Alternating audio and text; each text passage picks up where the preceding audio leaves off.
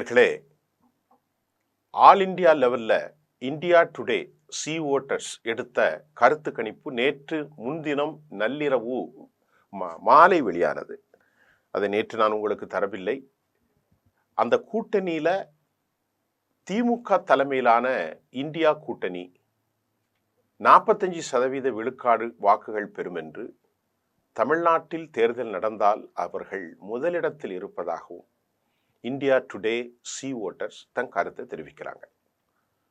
கடந்த மக்களவை தேர்தலில் ஆல் இண்டியா லெவல்ல இந்தியா கூட்டணி 47 விழுக்காடு பெற்ற நிலையில் தற்போது திமுகவுக்கு ஒரு 2% சரியலாம் என்றும், கடந்த மக்களவை தேர்தலில் தனித்து போட்டியிட்ட எடப்பாடி தலைமையிலான அதிமுக பாரதிய ஜனதா கூட்டணி இணைந்து 41% வாக்குகள் பெற்ற நிலையில் தற்போது இரு கட்சிகள் இணைந்து தேர்தலை சந்தித்தாலும் அதன் வாக்கு சதவீதம் 33 விழுக்காடு மட்டும்தான் என இந்தியா டுடே தன் செய்தியில் தெளிவாக தெரிவித்திருக்கிறது.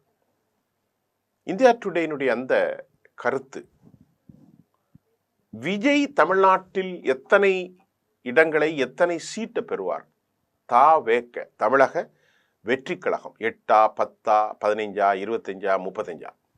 அதுக்கு அவங்க என்ன பதில் சொல்றாங்கன்னா, தாவேகா 15 விழுக்காடு வாக்குகளை பெறும் என ஆக்சிஸ், அதாவது இந்தியா டுடே தனது கருத்தில் தெரிவித்திருக்கிறது. இதன் மூலம் தமிழக வெற்றி கழகம் கட்சியால் அதிமுக பாரதிய ஜனதா கூட்டணியின் வாக்கு சதவீதம் குறைய இருப்பது தெரிய வந்துள்ளது.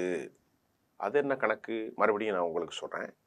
தமிழக வெற்றி கழகத்தின் அதில் ரொம்ப முக்கியம், 15% வாக்கை யார் பெறுவா? நடிகர் விஜய் 15% வாக்குகளை பெறுவார் என்று தெரிவிக்கப்பட்டுள்ளது. நல்லா கவனிங்க. அடுத்து அந்த செய்தியில இப்படி கோட் பண்றாங்க, இதன் மூலம் தாவேகா கட்சினால, அதாவது நடிகர் விஜயால ஏடிஎம்கேக்கும் பாஜகவின் கூட்டணியின் வாக்கு சதவீதம் குறைய இருப்பது தெரிய வந்துள்ளது. பெரிய சிக்கல் தான் இது.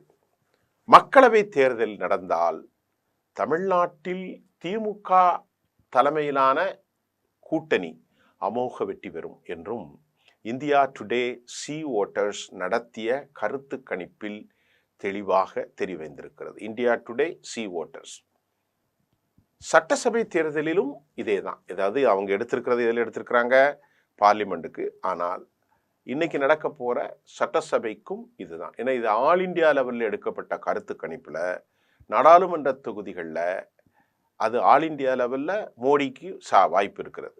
அதே மாதிரி தமிழ்நாட்டில் நாடாளுமன்ற தேர்தலிலும் திமுக கூட்டணி, சட்டமன்ற தேர்தலிலும் 45%.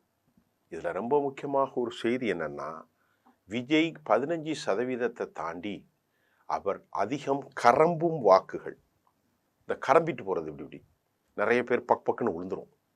ஒரு கரையை கரம்பும் போது சிலது பாதி கரம்பி இருக்கும், சிலது அப்படியே முழுமையாக விழும். அதே போன்று இந்த கரம்பலில் பாதிக்கப்படுவது யார்? எடப்பாடியும் பாரதிய ஜனதா வாக்குகளையும் விஜய் பொறுக்குகிறார் அல்லது கரம்புகிறார் அல்லது உள்வாங்குகிறார். இந்த நிலையில இந்த கருத்து கணிப்பு தொடர்பாக திமுக சார்பில் நேரு என்ன சொன்னார்னா, இங்க பாருங்க, எங்களுடைய கூட்டணி பெற்றிருக்கக்கூடிய வாக்குகள் 45, பாஜக என்டிஏ கூட்டணி 33% தான் சர்வேல குறிப்பிட்டிருக்கிறாங்க. ஆனா எங்களுக்கு இடையில 12% என்பதால் தொடர முடியாத உச்சத்துல நாங்க இருக்கோம். திமுக கூட்டணியை மக்கள் உயர்த்தி பிடிக்கிறார்கள் என்றும் திமுக தரப்புல கருத்து வைக்கப்படுது. அது எல்லாரும் தங்களுக்கு வாய்ப்பாக வந்தால் அப்படி சொல்வதும், திமுகவுக்கு எதிராக வந்தால் சீச்சி இந்த படம் புளிக்கும் என்பதும் அரசியலில் யதார்த்தம் தான். அப்ப 45% வாக்குகள் என்பது ரொம்ப குறைந்த கணிப்புத்தான் என திமுக சொல்லப்பட்டிருக்கிறது. சரி, அது அவங்க திராவிட மாடல், அந்த மாடல், எங்களுக்காக நாங்கள் பெண்களுக்கு அப்படி செஞ்சோம் இப்படி செஞ்சோம் என்றெல்லாம் அவர்கள் நம்பிக்கை தெரிவித்துள்ளார்கள். 2-0 மகுடம் சூட்டப் போவது பெண்கள் வாக்கு தான் என்றும் கூட திமுக தரப்பில் தெரிவிக்கப்பட்டிருக்கிறது. இப்பொழுது சட்டமன்ற தேர்தல் குறித்து நிகழ்த்தப்படும் ஒவ்வொரு ஆய்வும் அனலிட்டிக்கல், ஒரு ஸ்டாட்டிஸ்டிக்ஸ், புள்ளியலா, செப்பாலஜிஸ்ட், ஒவ்வொரு கருத்து கணிப்புகளும் திமுக ஆட்சியை மீண்டும் தமிழ்நாட்டில் நிறுத்துவதற்கு மக்கள் உறுதியெடுத்துவதை காட்டுவதாக என்றும், வரக்கூடிய 2026 சட்டப்பேரவை தேர்தலில் திமுக ஒரு வெற்றி பெறப் போகிறது என்பதை நிரூபிப்பதாகவும் கூட சிலர் கருத்து தெரிவித்திருக்கிறார்கள். இதற்கிடையில அதிமுக வலிமை குறைந்த கூட்டணி அல்ல.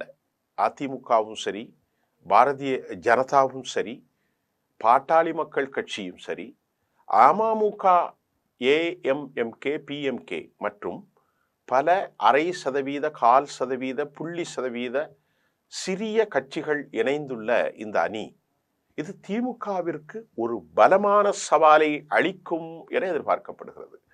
அமித்ஷா இதே மாதிரி சாதிகள், அதாவது எதிர்ப்போ அவங்க முஸ்லிம் எதிர்ப்பு, ஆனால் உண்மையான பிரிப்போ இந்து சாதிகளை பிரிப்பது.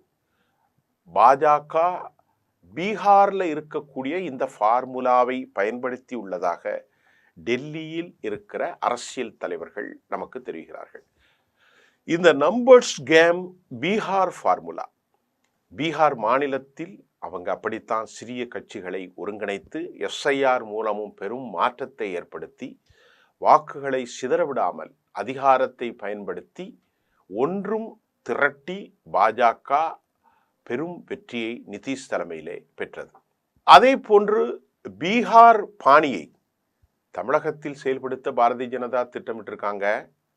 தமாக அதனால தான் சாதி கட்சியை பாருங்க, புதிய நீதி கட்சி, பருவக்குல வேந்தர் சமூகம், ஐஜேகே, தமிழக மக்கள் முன்னேற்ற கழகம், அதே போன்று ஏசி சண்முகம் முதலியார் கட்சி, எல்லாம் சாதி கட்சியை பாருங்க.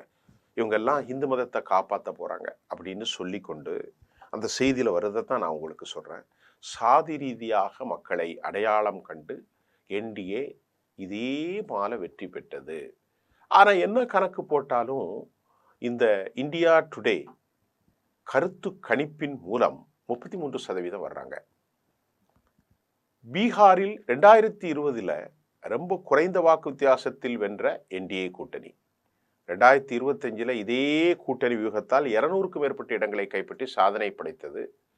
அது அந்த மாநிலத்தின் சாதி மற்றும் நான் சொன்ன செய்தி வருது பாருங்க, அரசியல் சமன்பாடுகளை பொருத்தி அவங்க வெற்றி பெற்றிருக்காங்க. ஆனால் இது தமிழ்நாட்டுக்கு ஒர்க் அவுட் ஆகுமா என்ற கேள்வியும் எழுகிறது. அது ஒர்க் அவுட் ஆகுவதற்கு சமயம் இல்லை. அங்குள்ள சாதி போக்கு வேறை, தமிழ்நாட்டின் மதவாத போக்கும் தமிழ்நாட்டின் சாதியும் தமிழ் குடிகளின் மனோநிலையும் ஒன்று அல்ல. இதற்கிடையில என்டிஏ கூட்டணியின் ரொம்ப ஆக்சிஸ் அச்சாணியாக இருக்கக்கூடிய அதிமுக அம்மாவுடைய மரணத்திற்கு பிறகு, செல்வி ஜெயலலிதாவின் மரணத்திற்கு பிறகு அந்த கட்சி ஒன்றுபடாமலே நான் தலைவன் என்று எடப்பாடி பழனிசாமி கோலாச்சி கொண்டிருக்கிறார். 2021 தேர்தலின் போது இப்படித்தான் அவர் இருந்தார். ஆகவே அன்றைக்கு பாரதிய ஜனதா, பாமக உள்ளிட்ட கட்சிகள் இணைந்து அவர்கள் பெற்ற வாக்குகள் 39.71%. 2021 திமுக 40% தப்பிச்சு திமுக இருந்த போதிலும் 2024 மக்களவை தேர்தலில் அதிமுகவும் பாஜகவும் ஒன்று சேராமல் தனித்தனியாக போட்டியிட்டார்கள். நான் ஏற்கனவே சொல்லியிருக்கேன், அதில் 11% ராகுலா மோடியா. அப்போ திமுக காங்கிரஸுக்கு எதிரான ஓட்டுகள்லாம் மோடிக்கு விழுந்திருக்கு, அதிமுகவிலையும் உள்ள ஓட்டுகள் மோடிக்கு விழுந்திருக்கு.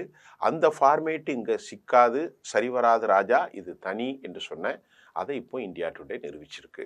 நான் சொன்ன 33% மேல் வராது. என்னுடைய காணொலியில் ஒரு வாரத்துக்கு முன்னாடி நான் வெளியிட்டேன், அதை நீங்கள் பாருங்கள். 33% சொல்லியிருப்பேன், 30 to 33 அது கரெக்டாக இருக்குது. ஏன்னா நமக்கு ஒரு போக்கு தெரியும். 35 ஆண்டுகள் 40 ஆண்டுகளாக தமிழக வரலாற்றை நாம் பார்த்து கொண்டிருக்கிறோம். அதனால் எனக்கு தெரியும், அதை நான் கணித்து சொல்லியிருக்கிறேன் ரொம்ப நடுநிலையோடு. இதற்கிடையில் அதிமுக அன்றைக்கு பெற்ற வாக்குகள் 20.46% வாக்குகளை பெற்றாங்க. எப்போ? பார்லிமெண்ட் எலெக்ஷனில்.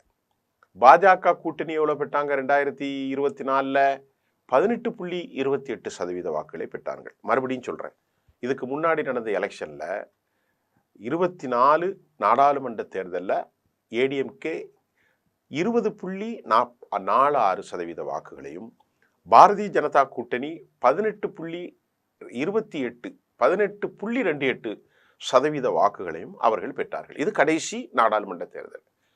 இப்ப 2 கட்சிகளின் வாக்குகளை இப்போ கூட்டினா 40% தாண்டலாம். ஆனா களத்திலும் இரு கட்சிகளும் தொண்டர்களும் ஒருங்கிணைந்து செயல்படுவார்களா? பிஜேபி இவர்களுக்கு வாய்ப்பாக இருக்குமா என்ற கேள்வியை சந்தேகம் எழுவதாகவும் நமக்கு தகவல் வருது. தேசிய கட்சியினுடைய ஆதிக்கம் அதிகரிப்பதை அதிமுகவினுடைய பாரம்பரிய வாக்காளர்கள் அந்நியப்படுத்த வாய்ப்புள்ளது எனவும் அரசியல் ஆய்வாளர்கள் எச்சரிக்கிறார்கள். பாஜகவை ஏற்றுக்கொள்ள தயாராக இல்லை. பாஜகவின் வளர்ச்சியை தமிழ்நாட்டில் யாரும் விரும்பவில்லை. குறிப்பாக 2 கட்சிகளும் உள்ள திராவிட சிந்தனைவாதிகள், அது அதிமுகவாக இருந்தாலும் திமுகவாக இருந்தாலும் பாஜகவின் வளர்ச்சி அவர்கள் ஏற்றுக்கொள்ள மறுக்கிறார்கள். ஏதோ திணிப்பில் எடப்பாடி உள்ளே சிக்குண்டார் என்பதை மட்டும் இந்த கருத்து கணிப்புல அடுத்த செய்தி. இப்ப எக்ஸ்பர்ட்ஸுடைய கருத்து. இதுக்கு அடுத்து தமிழ்நாட்டில் பாரதிய ஜனதா தனது வாக்கு வங்கியை தொடர்ந்து உயர்த்தி வந்தாலும் திராவிட சித்தாந்தம் மற்றும் மாநில சுயாட்சி பேசும் தமிழ் மண்ணில் அதன் கொள்கைகள் இன்னும் ஊடுருவ முடியாத கடும் சடுதியில்தான் சிக்கி சவாலாக உள்ளது. பீகார் அரசியல் வேறு, மகாராஷ்டிரா போன்ற மாநிலங்களில் நிலவும் அரசியல் சூழல் வேறு, தமிழ்நாடு திராவிட அரசியல் பண்பாடு வேறு என சில மூத்த பத்திரிகையாளர்கள் சுட்டி காட்டுவதையும் நாம் இங்கே பார்க்கிறோம். தேர்தல் புள்ளி விவரங்களும் வாக்கு வங்கி கணக்குகளும் ஒருமித்து மாறுபட்டு வந்தாலும் இந்த கூட்டணியின் பலத்தை உணர கடந்த 2 முக்கிய தேர்தல்களில் வாக்கு விகிதத்தை நாம் ரொம்ப கவனமாக கவனிக்க வேண்டும். 2021 சட்டசபை தேர்தலில் அப்போ அதிமுக தலைமையிலான பாஜக மற்றும் பாமக இருந்து அதிமுக எத்தனை சதவீதம் பெற்றாங்க? 33.29%. நல்லா மறுபடியும் நான் உங்களுக்கு சொல்றேன். 2021 சட்டப்பேரவை தேர்தலில் கடைசியா நடந்த தமிழ்நாடு சட்டமன்றத்தில் எவ்வளோ வாக்கு வாங்கியிருக்கிறாங்க?